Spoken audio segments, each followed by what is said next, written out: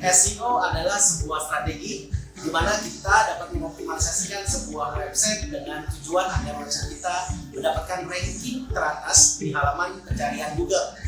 Jadi, misalkan saja ada seseorang yang mencari sebuah kata kunci, maka website kita akan muncul di halaman pencarian dan memiliki posisi teratas dibanding website kompetitor lainnya.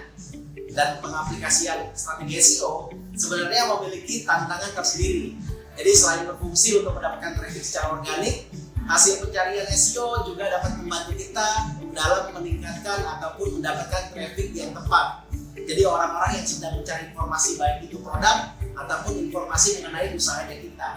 Dan ini sangat berbeda sekali ketika kita menggunakan sebuah advertising berbayar yang biasanya kita gunakan untuk beriklan di dalam satu platform seperti Google ataupun Facebook Ads. Jadi biasanya iklan akan memunculkan informasi mengenai produk kita secara instan, teman-teman. Untuk dapat mendapatkan traffic organik yang tinggi sesuai dengan apa yang kita terapkan, kita juga harus bisa mengikuti semua yang sudah diterapkan oleh mesin pencari. Dalam hal ini kita harus dapat mengetahui bagaimana algoritma Google itu bekerja. Tentunya untuk menjalankan SEO development ini akan memakan waktu dan kita diharuskan konsisten menjalankan hal ini. Lalu pertanyaannya, bagaimana cara kita mengaplikasikan SEO yang tepat di strategi dalam bisnis kita? Pertama-tama, pastikan dulu kita mengetahui kata kunci yang akan kita gunakan. Yaitu kita harus melakukan riset dalam kata kunci, pastikan kita mengetahui spesifik apa yang akan kita kejar. Sebagai contoh, di Halo Jasa, kita memiliki sektor berupa kategori layanan bisnis yang memiliki keyword untuk kita optimalisasikan dengan kata kunci jasa refleksiologi massage. Jadi pastikan yang pertama, teman-teman, kita harus mengetahui keyword yang relate dengan produk apa yang kita tawarkan. Nah, kita juga harus bisa menggunakan kata kunci kombinasi di dalam keyword tersebut dengan kita mencari tahu apa sih yang sering digunakan oleh usernya kita ketika mereka mencari sebuah informasi mengenai produk ataupun informasi dari usahanya kita. Jadi contohnya seperti ini, teman-teman. Ketika seseorang berpikir, oke, saya mau melakukan refleksi, tapi kira-kira di mana ya tempat yang paling dekat dengan posisi saya? Jadi maka akan ada kemungkinan mereka akan melakukan pencarian dengan menggunakan kata kunci tempat refleksi terdekat. Dan yang perlu kita ketahui, secara behavior kebanyakan dari konsumen saat ini mereka hanya mengklik informasi yang ada di halaman pertama pada posisi urutan teratas. Dan mungkin saja mereka juga akan mengklik pada saat posisi teratas dengan urutan 1, 2, dan 3, teman-teman. Artinya disinilah letak kompetisi yang harus kita lakukan terhadap optimalisasi sebuah kata kunci. Nah, lantas bagaimana cara kita menentukan kata kunci yang tepat? Apa yang kira-kira bakalan dicari oleh konsumen kita? Saat ini kita dapat menggunakan tools untuk membantu menganalisa kata kunci yang akan kita gunakan. Contohnya, kita dapat menggunakan keyword planner yang disediakan oleh Google ataupun tools lainnya yang banyak tersedia di internet.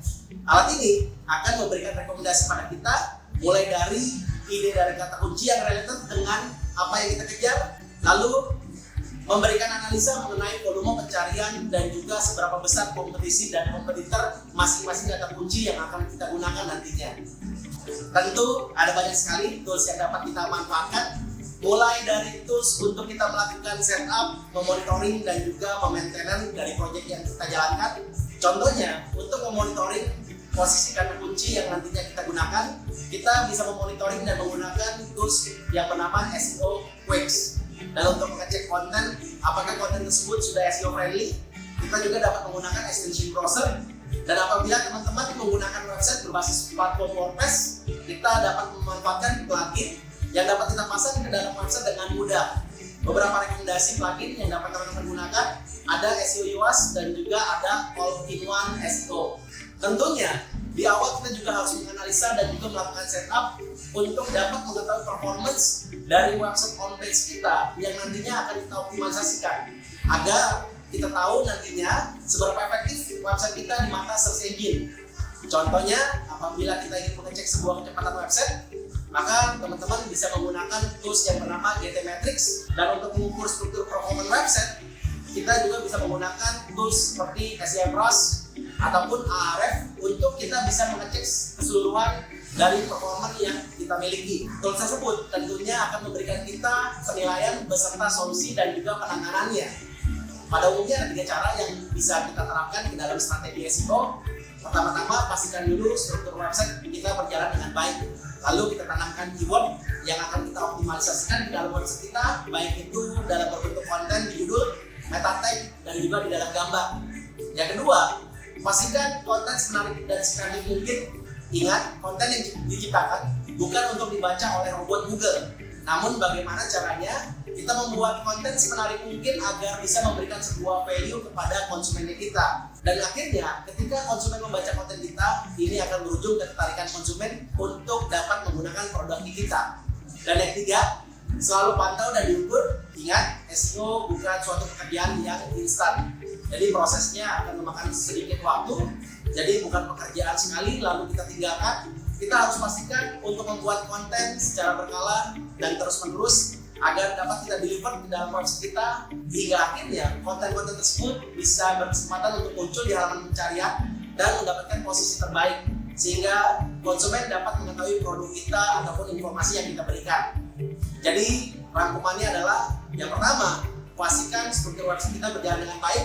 Yang kedua, pastikan konten yang kita bangun semenarik mungkin. Dan yang terakhir, pastikan selalu kita ukur karena kita harus mengetahui posisi kita ada di mana dan apa yang harus kita kejar selanjutnya. Oke, jadi itu adalah cara-cara ataupun langkah-langkah yang dapat kita lakukan. Semoga informasi ini dapat bermanfaat untuk teman-teman. Salam bertumbuh untuk usaha teman-teman dan sampai jumpa di halaman pertama.